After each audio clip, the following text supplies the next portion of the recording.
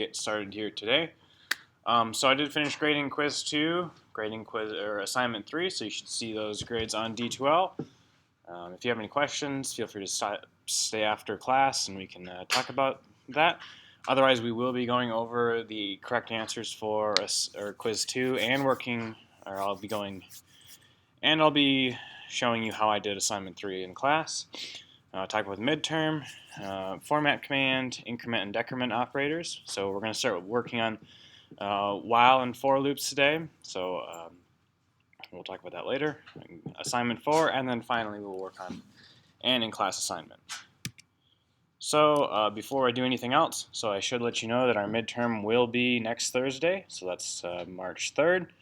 So there will be 2 components. There will be a D2L quiz and an in-class programming assignment. So both are closed book, and each component will be worth 20 points for a total of 40 points. So for the D2L quiz component, you should look at week 7 midterm concepts for potential questions. So head on over here.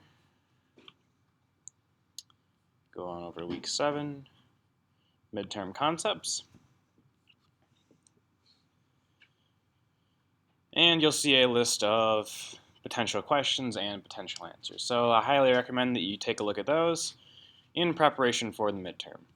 So something we haven't done before will be the programming assignment attached to that. So with that, you will only be allowed to use PuTTY or whatever SSH environment you're in. You will be able to look at any other work you've done for this class, but aside from that, everything will be off limits. So that Thursday, we will spend the entire class period working on this, so you will have an hour and 15 minutes to get everything done, so it shouldn't be a problem. I'll design the programming problem. It won't be necessarily as hard as the things that, well, I shouldn't say that the things that we've been working on are hard right now, but it won't be something that will take a lot of effort to do. But as long as you've been paying attention in class, as long as you know what's going on, generally speaking, you shouldn't really have that much of a problem with it. So again, take a look at these concepts. You should be familiar with all of these things when the test comes around. So any questions about the midterm? Okay. So going to talk about quiz 2 first. So I'll just go over here. We'll go through it and I'll talk about what I wanted to see in your answers.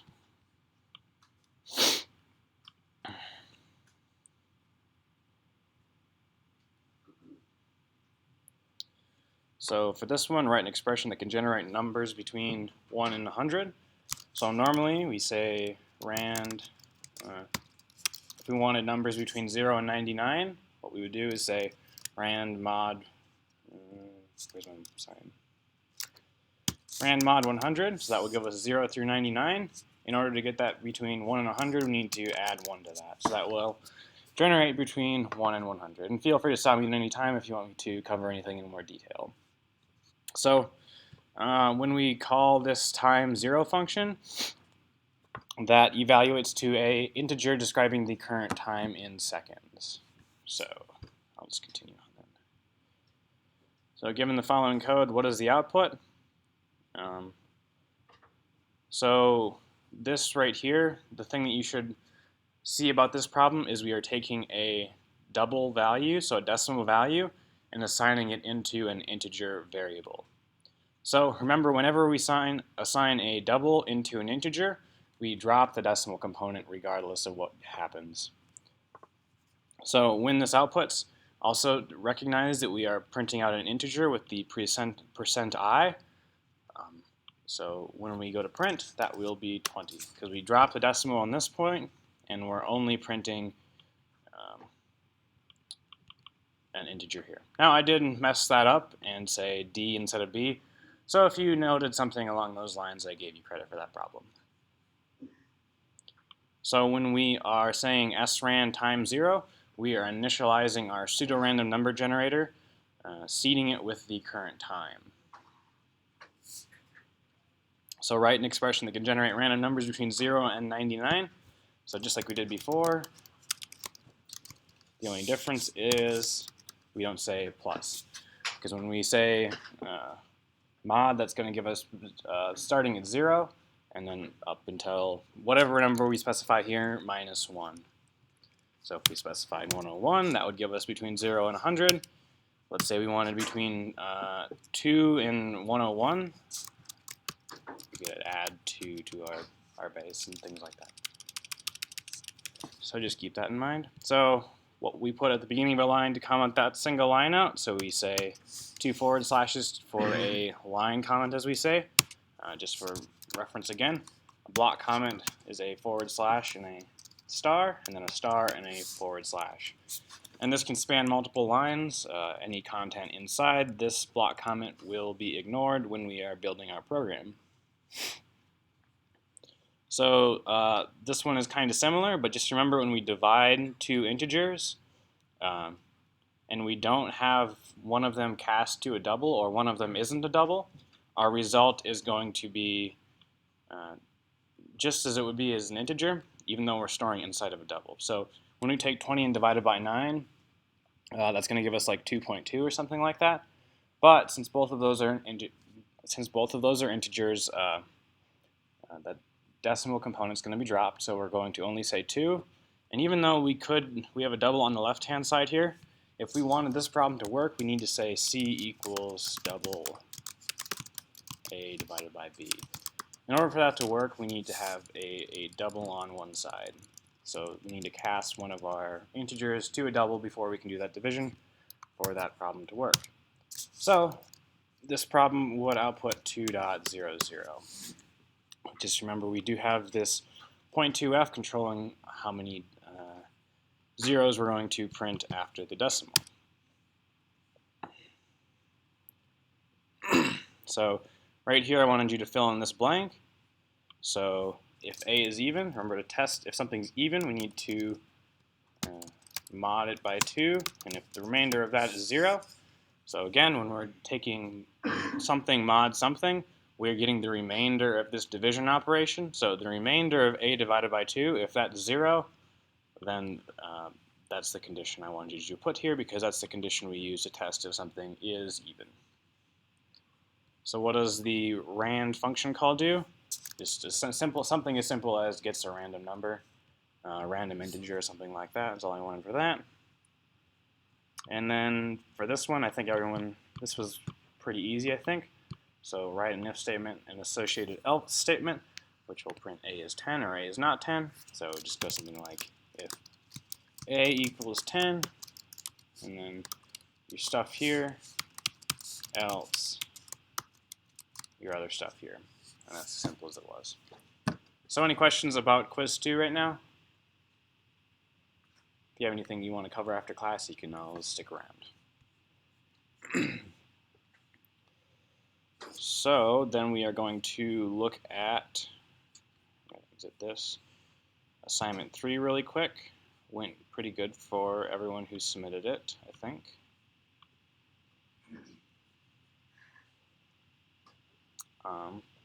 So I'm gonna go through and I'm gonna do this, but I'm going to leave off a lot of the different components. I'm gonna not write all the menu things like that, but I will go through and I will do everything else. So I want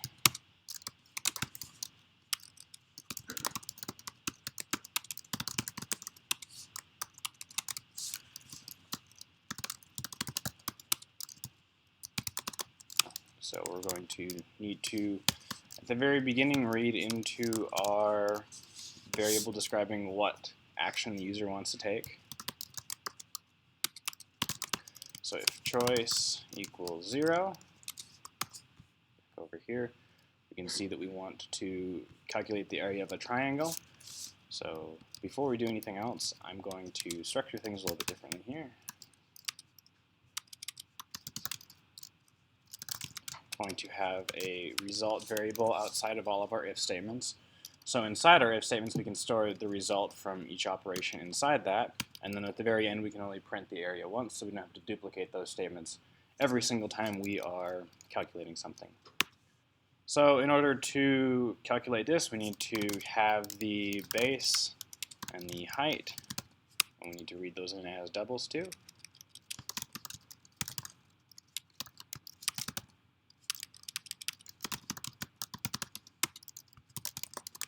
I'm not going to prompt just to save time.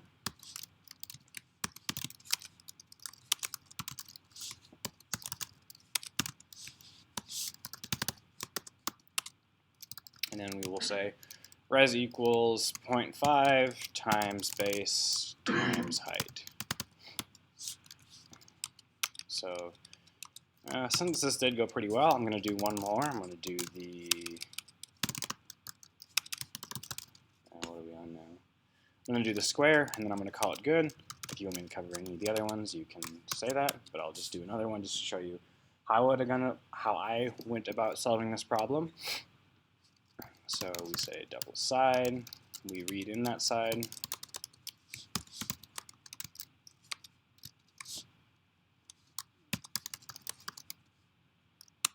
and then we say res equals side times side.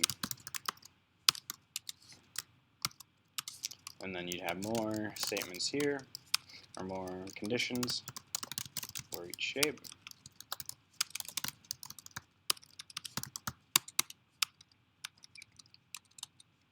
And then finally what I would do is I'd printf after all of your conditions are done. I'd say printf area is %f, and then pass in that res that we've been working on this entire time. So I didn't really see this done much where we had a single result variable at the top, and then assigning that result variable inside each condition, and then finally printing it off at the end. What most people did is they did print off the area every single time, but it does save us quite a few lines of code if we do put this variable up at the top, only assign it inside each block, and then finally print it off at the end. The other thing I did see people not really doing that much was using the else if statements. So just remember, if we are just saying if, and we're not saying else if, we are testing a lot of things that just don't really need to be tested. When we say else if, it does associate the if statements together really well, and it's good to, even if we're testing for completely different things in some cases, if our if statement tests are associated with each other, it is good to put them in else ifs associated with other if blocks. So this is hopefully going to work. Yep. So we'll say 0 for a triangle, so our base and our height. It says area is 50. And of course we could go back and we could change that, and we could say 0.2f if we wanted it to print to 2 decimals or something like that. And that's how I did it. So any questions about that program? Anyone have anything else they wanted to ask before we are done with that? All right then. So the other thing I saw that was kind of a problem was the code wasn't very clean. So a lot of the things that I saw, let's go over here when I was reading it. So your code looks something like this. And it's all like indented to the left there without any indents or anything like that. And it works fine, but in the future, let's try and not do that. So either when you're writing your code, just hit tab when you're inside a bracket or so whenever you're inside like your main, you should have a indent like 1, or if you're inside an if statement, you should also have an indent of 1 when you're working on things. Now, if you don't really care when you're writing it, that's fine. Now what you can do is you can just use the format command, so that's something that's special to this system. So you can say format, your program name, and if you open it up again, you can see that it's all nice and tidied up, perfectly indented and everything. So if you're working on your program and it kind of gets out of hand, you can just run format on it. It'll clean it all up, indent everything right, put braces on new lines and things like that. So it's worth noting for assignments onward, you should either, when you're writing your program, try and use some indentation of some sort. I don't really care if it's a single tab, like 4 spaces or whatever you want to do, but it is important that you submit it with proper indentation, proper formatting from this point on, or I'll probably be deducting points. So I'll note that in upcoming assignments as well. So it's really simple. Just use the format command. So you just say format and the file name you want to format, and it should just magically work. So, okay. So one thing we need to cover before we start working with loops are the increment and decrement operators. So we can use plus plus and then say a variable name to increment that variable by 1, and we can say minus minus and then the variable name to subtract 1 from that variable. So inside our code, I'll just use this old file. So we have this integer a. Let's set it equal to 0. So normally what we have to do in order to increment that by 1 is we need to say either a equals a plus 1, or we need to use our compound operators and say a plus equals 1. Now, we can use this increment syntax since incrementing a variable by 1 is such a common operation. We do have dedicated operators dedicated to just incrementing the variable by 1. So we can say a plus plus. So right here, I'm just going to go through and I'm going to show you each line of what a would be. So a is equal to 0 here. A is equal to, set equal to 1 on that line. Or I'll put these below so it makes a little more sense. There we go. So a is equal to 1 here. A is equal to 2 here. And a is equal to 3 here. So same thing goes with minus. So decrementing is also a very common operation, decrementing a variable by 1, I should say. So we can use minus minus just the same as plus plus. So instead of saying a minus equals 1, which now a would be at 2, we can say a or minus minus a, and now a will be at 1. So just kind of shorthand notation, this decrement operator is for either the compound way of doing it or the fully written out way of doing it. So just remember, whenever you see this minus minus, we're decrementing it by 1. So we're taking the value stored in here, just subtracting 1 and restoring it back in A. So again, these are completely equivalent. It's just this is a little bit shorter, a little bit more compact.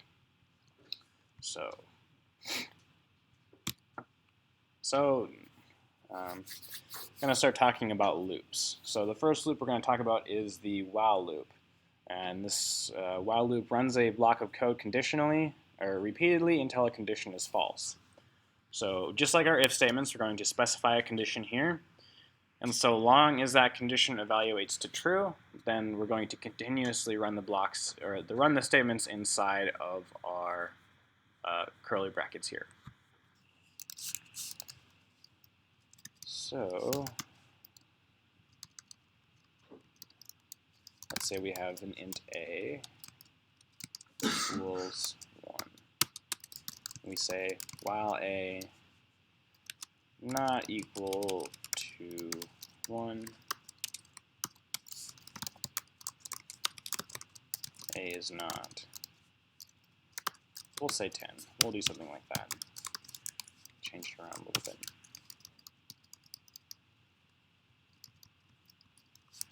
So right now a is not equal to 10, so this is going to run unconditionally forever and ever and ever. You can see that just runs forever and ever and ever. And if you get to somewhere like this where it's just running forever and ever and ever, you can hit Control-C and it will stop the execution of your program. So when we start working with loops, it's definitely really important to remember that Control-C. So if we're running unconditionally forever, you got to remember how to exit out, so just remember to hit Control-C. If you do get to the point where you are running a loop that lasts forever, so this condition, so it's always going to evaluate to true because we're never manipulating A, so therefore the loop's going to run forever. So let's say we did something like this. Let's increment A inside of our loop. Run it again. So we can see this time it only runs a set number of times because after a while of incrementing A, starting at 1, it's eventually going to equal A. That condition is going to be false, and we're going to exit out of our loop and stop executing the statements inside of the loop. Now we could try and exit this at a slightly more rapid pace. We don't necessarily have to increment by 1 or anything like that. We could increment a by 2, and then we should see half of the amount of statements being run. So this time, instead of running approximately 10, we're running 5 instead. So that's our basic while loops. So one thing that a while loop is really great for is writing a menu where things are run multiple times. So let's go ahead and I'll show you a simple example of a menu. So normally what we do in our menus is we have the 0th option. So whenever the user inputs 0, that's when we want to exit. So we'll say if choice not equal to 0, we're going to run. And then otherwise, to get this thing started, we need to read into this choice variable outside. Then we'll scanf into our choice. And then we also need a scanf inside our while statement to read choice again. So we read choice once, we test it here, and then we start executing statements right here. I can't select that line. Right here. And then once we've executed the statements inside our while loop, we read into choice again, and we test choice again. So I'll just go ahead and run this. So right now we're waiting to read into choice for the first time. So let's say we enter 10. So at this point, what's happened is we executed this line, we read into it once, we've executed this line, we've tested it once, and now we're back inside our body and we're reading it in again. So just to show you what's happening, I'll just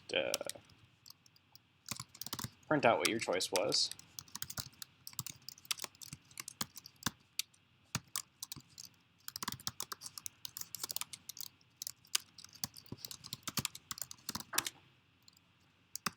So it says your choice was 10, 9, 8, and so on and so forth. Because every single time we run that loop, it's going to run the scanf again, it's going to test the result, and continue executing until we hit 0. So we finally entered 0, and our loop stops executing because this condition specified right here, this choice not equal to 0, that condition became true, or became false, sorry, and then we continue executing down here. So I'll just show you that once.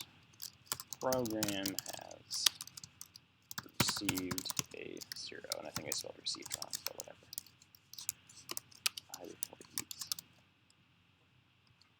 Yeah, I did spell it wrong. Okay.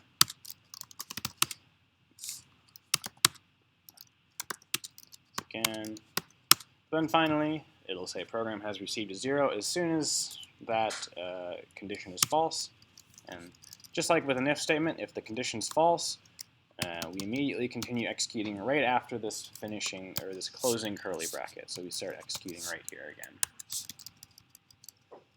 Alright, so on that note, I'm going to go through and I'm going to do a couple different while examples, showing you the different ways we can apply while loops to do things. So we already did this one pretty much, say hello unless the user enters 0. We can go back and we can change this a little bit to actually do that. Hello.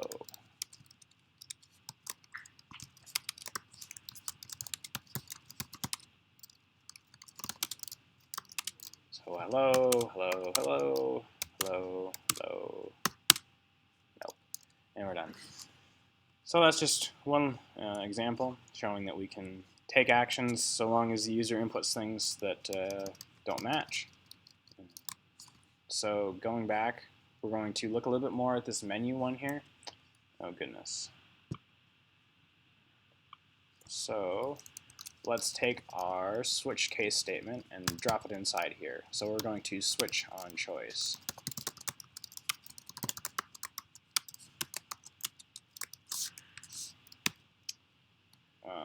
So we'll say case 1 will print, let's say, I don't know, we'll just go through and I'll do these simple for right now. You can come back later and think about how you would extend this to other programs you're working on.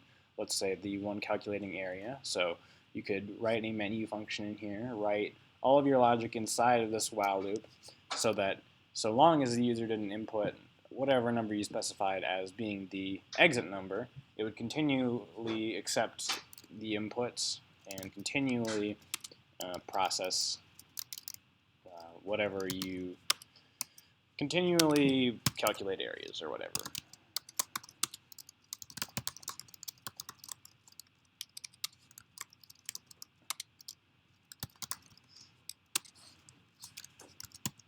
Yeah, that's a simple enough example.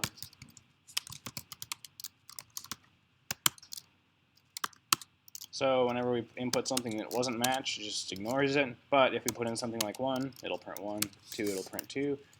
And it'll keep on doing that until we press 0 again, because that's our condition right here. So again, while choice is not equal to 0. So we're going to go and we're going to print 0 through n every one. So we're going to go 0, 1, 2, 3, 4 all the way up until n. So we're going to use the same choice as before. But this time we need an index variable outside of our loop that will keep track of where we're at. So again, we're going from 0 up until n. So we need to say, we're going to print that out. We're going to say I, and then we're going to increment I by 1. And then so we're going to change our condition here, and we're going to say, so long as I is less than choice, we're going to continue executing this. But as soon as I is equal to choice or greater than choice, we're going to exit.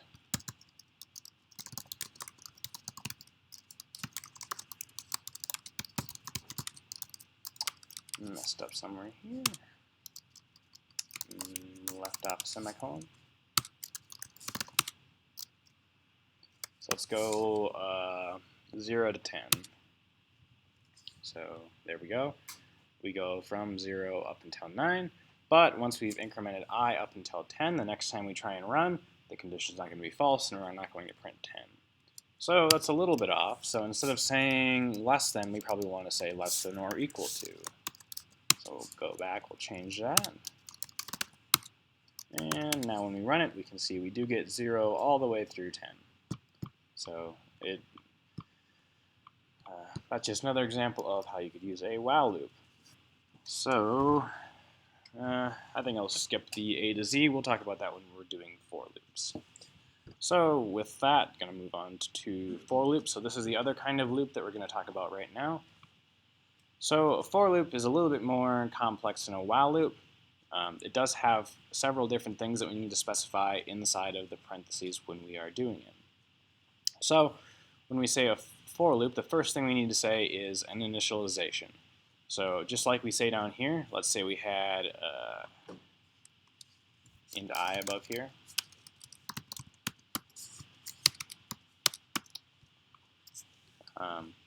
A valid initialization would be I equals 0. So replace this red text right here with I equals 0, and that would initialize I to 0.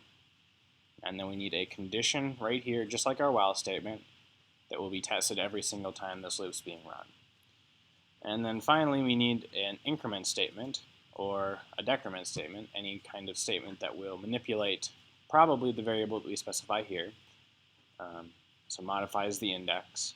So we could say plus plus I if we want to just increment it one every time. Or we could say other things like any of these, like if we wanted to increment I by 2, we could say I plus equals 2 if we wanted to do something like that. So you might have noticed when we were writing our while loop, one of the things that we would see a lot if we were doing a while loop is we'd see something like this. We'd see like an increment every single time our loop was being run. So what a for loop allows us to do is kind of take all of this stuff and condense it a little bit more. So it allows us to combine the initialization, it allows us to combine the test, and it allows us to combine the increment all into one statement so we can use them at one time. So when we're writing a for loop, we need to have a initialization. So remember that when we ran this while loop, when we're done with it, I will be set equal to 10, or yeah, it'll be set equal to whatever your choice was, essentially. So when we're going back in, when we're running this loop again, in this example, what I'm going to do is I'm going to print out the exact same numbers, but I'm just going to do it in a for loop. So I'm going to just show you the equivalence between doing it like a while loop and doing it like a for loop. But one of the things we need to remember is that I is set to 10 at this. I is set to whatever choice is equal to at this point, because once we finished our loop, it's going to be set to something. So we need this initialization step to set it to something before we even get started. So we set I equal to 0, and then we say same condition. So we say I is less than or equal to choice, and then we increment I as well. So again, that combines the initialization steps, the comparison conditional steps, and the increment steps all into one statement. So you can take this, I'll leave it there, but I'll bring it down here, and I'll print a nice little banner showing us which results go to which.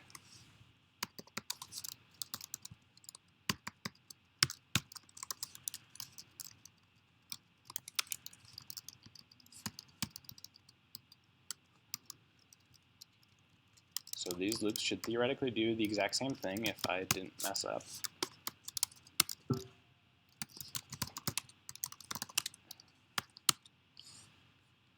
Yep, so that's what we would get with the while loop, and that's what we would get with the for loop.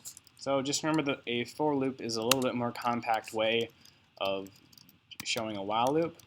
We'll talk about that a little bit more later. And by all means, come back and look at these slides to figure out what you're trying to do. So since the for loop is a little bit more complicated, it's useful to know exactly what's going to happen when. So you can match these colors here to the colors of each line here, and we can go through this. So the first thing we do is initialize the variables as described. So as soon as we hit that for loop, we initialize the variables. So whatever initialization is specified right here, that's what we're going to run. So the second thing we do is test the condition, and if it's false, we immediately jump to line 6. So line 6 is continue execution after the block of code. So it's worth noting that if this condition is false immediately, and it's if it's false immediately, we're not going to execute any of these statements, and we're immediately going to continue executing our lines of code after this block. So if it is true, then we're going to go down here to 3, and we're going to execute the block of code. And then finally, after the block of code has been executed, we are going to increment the index. So whatever variable or thing we specified here to do is going to be run after this block of code has been executed. And then finally, we are going to jump back up to number 2. So then we test the condition again, and test it again, execute the block, increment again, and so on and so forth forever and ever until it's false, and then we jump down to 6 here, and continue executing after the block of code. So it is definitely worth noting that there's different ways that this could happen. These two are purely equivalent right now. So this step 4 here, where we're incrementing the index, is happening at the end of our loop. But if we needed to control that for some reason, we'd be forced to write a while loop, really. If we wanted to, for some reason, increment our index at the top of our while loop instead of after the body has been executed, this right here. That's what's happening here. This is not equivalent to this, because the increment in the for loop is always run at the end of the loop. So increment is always run here, as opposed to we can control those things in the while loop. But the whole reason the for loop exists is because the number of times when we're going to be using a pattern like this, where we have a start value, we have a condition, and we have an increment or any other kind of step, is so high that the designers of the language decided that we were going to have a special loop just for these 4 operations. So this kind of range thing like that. So we'll definitely spend a lot more time looking at that. But the general thing that you should remember is when you want to use a for and when you want to use a while. So you want to use a while loop when you're thinking do this until. So the best example that we have for that is the menu. So you want to prompt the user for inputs until they say they don't want to do it anymore, until they input a 0 or something like that. And then we want to use a for loop when we want to iterate over a range. So when we're saying something like 0 to n every 1, or 0 to n every 2, or n to 0 every 1, or a to z, so something to something, where there's some sort of range associated with the operation that we're doing. We want to use the for loop over the while loop, just because that's what it's designed for and that's what it's really good at doing. So I'm going to go through and I'm going to do these examples really quick. So we're going to go 0 to n every 1, 0 to n every 2, and n to 0 every 1, and a to z. So I'm going to go ahead and clear this out here. We'll just say choice is r. And so we're going to go 0 to n every 1. So we already have that increment, so that's going to increment us every single time. Now we have less than equal to, so we're going to include our upper bound. We call this inclusive. If we had less than, that would be exclusive of the upper bound.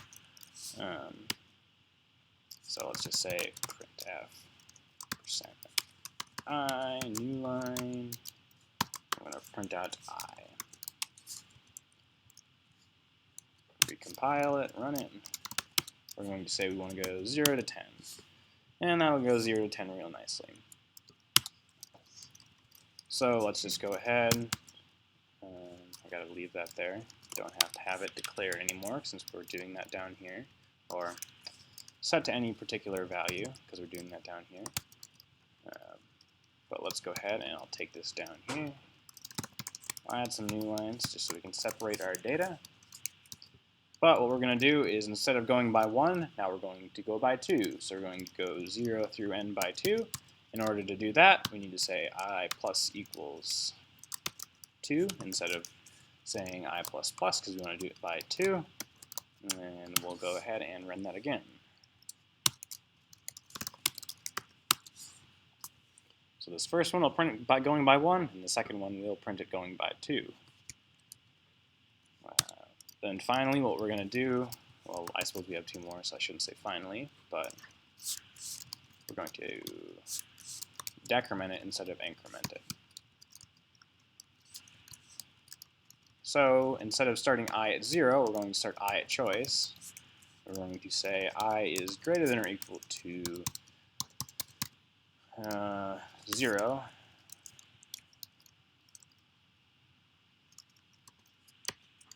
And then we're going to say minus minus I.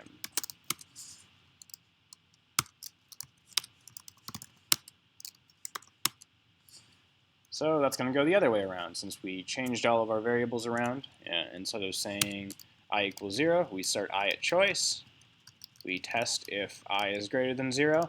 If it is, we execute this block. We decrement I, and then we continue on testing this condition, executing block, decrementing, testing the condition, executing the block, decrementing, so on and so forth, until that becomes false, and then we exit.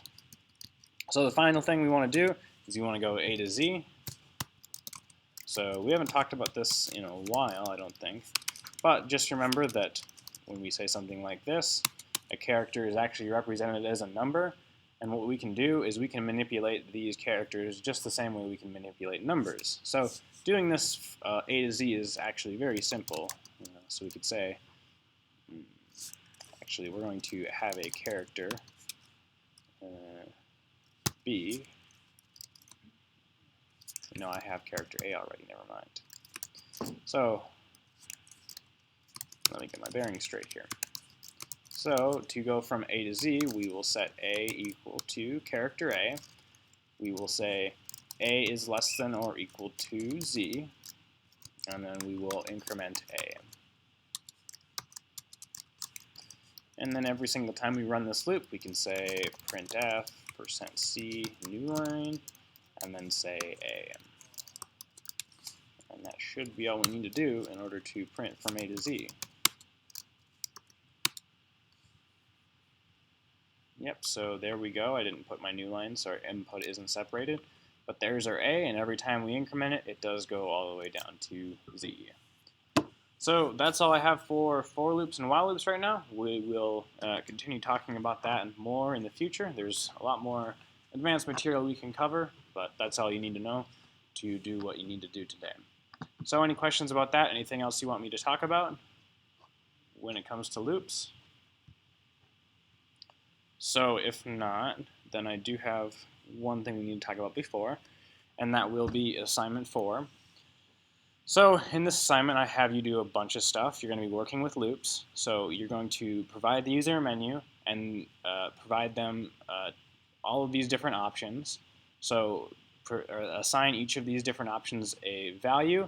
And when the user selects that value, I want you to program or write your program to take that action. So when I say print x to y, that means do things just like we did here. So when they input 0, or let's say input 1, which is going to be the option for x to y, you would, here. I have my example, I'll just show you later. But complete all of these actions essentially. So I do have the sample file in disassignment 4, which you can run to see example output. It's not required to be exactly the same. So it's going to be worth 15 points, due next Thursday. Formatting is required, so I will deduct up to 5 points for code that I don't think is very readable.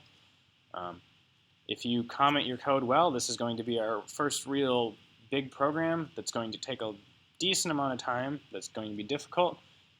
Therefore, it probably does require some good comments. So when I say good comments, if you're taking actions that don't necessarily make sense if I'm just reading it, you should describe what actions you're taking. And I'll give you up to 5 bonus points if you do provide good comments that help me understand what you're doing inside your program. And then finally, there's a pseudocode for this problem. And I'll come back and I'll talk about that really quick. But let's say you're over here. You can say dist assignment 4.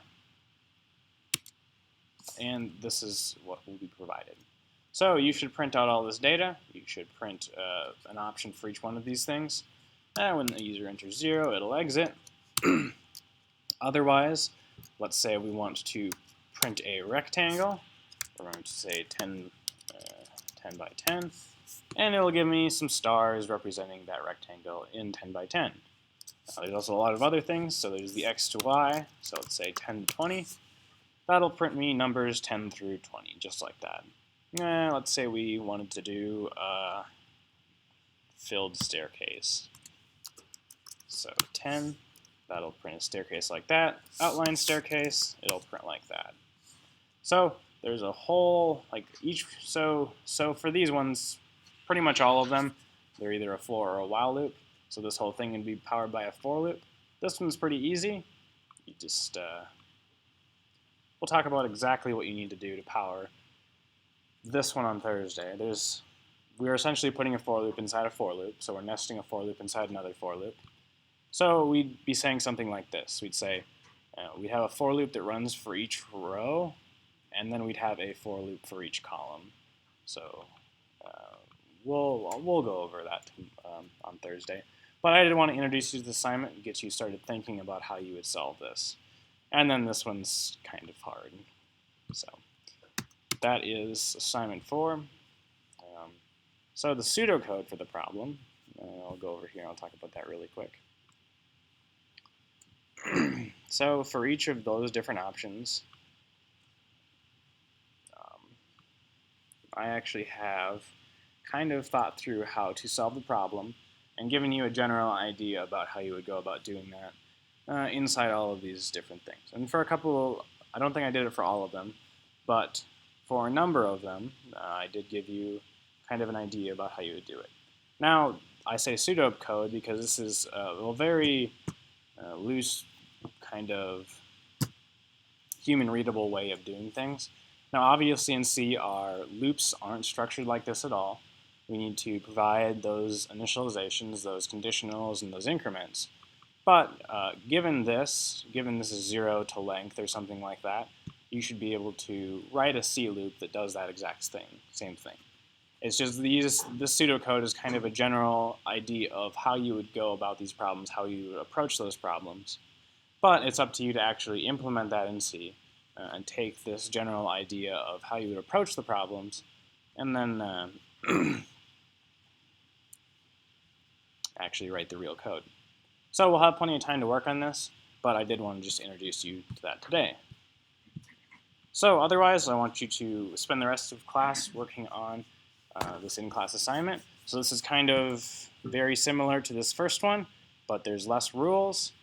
So I want you to create a program that reads in integers x and y, and then print all the integers between x and y. So you only have to handle the case in this one at least where x is less than y, but in assignment 4 you will have to also handle the case where x is greater than y. So for this one, I need to get rid of that. That's not what we're doing. So I want you to, again, read in two integers. So let's say you read in 10 and 20. I want you to print all numbers between 10 and 20 using for loops. Let's do it with for loops, okay? Does that sound good? I should have the PowerPoint posted on D2L, so if you want to review any of the stuff we talked about with for loops today, you can do that. Otherwise, when you're finished with that, submit it to day 11. Feel free to ask any questions about anything you have on this in-class assignment or anything else that we have been working on or will be working on in this class. So that's all I have for you today.